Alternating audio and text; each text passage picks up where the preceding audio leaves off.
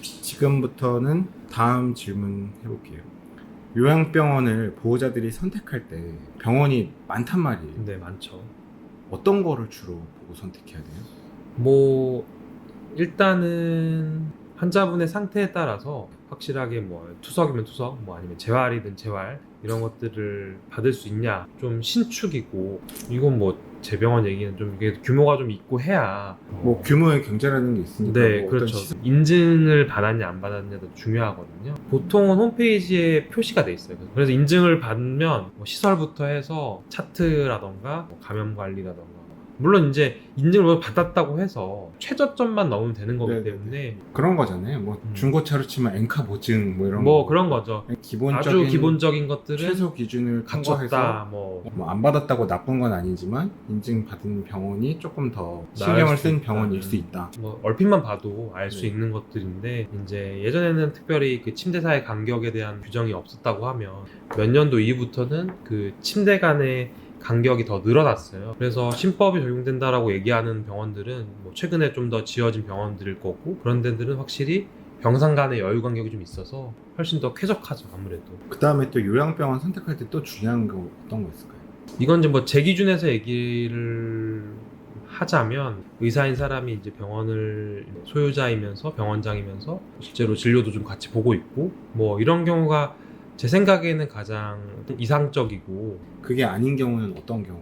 의료 법인 같은 경우가 있을 수 있고, 뭐 그러면 이제 병원장을 이제 고용해서 그냥 고용되는 월급쟁이 거. 의사가 네네. 있는 거. 물론 뭐 그런 병원들이 뭐 나쁘다는 얘기는 아니고, 제가 뭐 음식점 리뷰할 때도 제가 하는 건데 네. 주인이 딱 자리를 맞아요. 지키고 있는 식당이랑 아닌 데랑은 차이가 나거든요.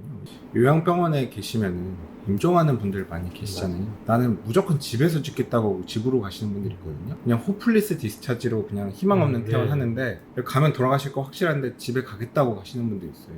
집에서 임종하는 거 좀 어떤 거 같아요? 뭐 저도 이제 그런 케이스들을 많이 보는데, 그냥 보호자의 어떤 성향 차이인 것 같아요. 이거는 누가 딱히 어느 게 더 좋다라고 말씀드릴 수 있는 부분은 아니고, 다만 이제 요양병원에 있으면 결국 환자분이 좀 편하게 계시는 가장 중요한 어떤 목표란 말이죠. 증상적인 부분에 대해서 또 대증적인 치료라던가 뭐 그런 것들을 좀 도와줄 수 있는 부분들은 있죠. 하지만 구태여 이제 집에서 이제 임종하시기를 원하시는 보호자가 계시면 저는 뭐 딱히 말리거나 이러지는 않습니다. 간병비가 너무 비싸요. 300이 넘는데 이게 300이 넘는 비용을 일반 보통 가정에서 부담하는 게 거의 제가 볼 때 불가능하거든요. 그래서 이제 간병 비용 때문에 보호자분들이 결국 이제 환자를 포기하게 되고, 저희 같은 경우에는 개인 간병 하시는 분도 많고 이제 공동 간병으로 하시는 분도 많거든요. 공동 간병인 경우에는 보통 뭐 6인에서 혹은 이제 4인, 뭐 6인, 4인, 5인 정도로, 그러면 이제 간병 부담이 많이 좀 떨어지긴 하죠. 그래도 역시나 뭐 큰 비용이기는 하고. 문제가 뭐냐면 간병 비용이 너무 비싸니까 그걸 직접 간병을 하려면 본인이 완전 1대1로 붙어서 그렇죠.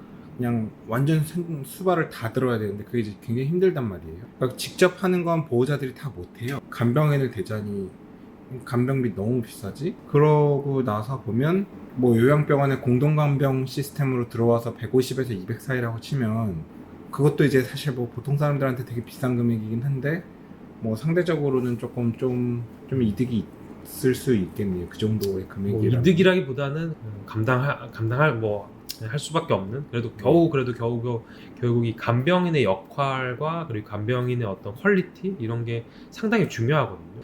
저희도 이제 잘하시는 분도 있고 뭐 마인드가 안 돼 있는 분도 있고, 좀 너무 안 맞거나 적어도 기본이 안 돼 있으면 뭐 내보낸다던가 뭐 그렇기도 해요. 그래서 지속적으로 노력을 하는데, 간병인이라는 일 자체가 한국인들이 안 한다는 얘기는 그 가격을 받고 이 정도 일을 하는 게 사실은 쉽지 않은 일이라는 얘기거든요.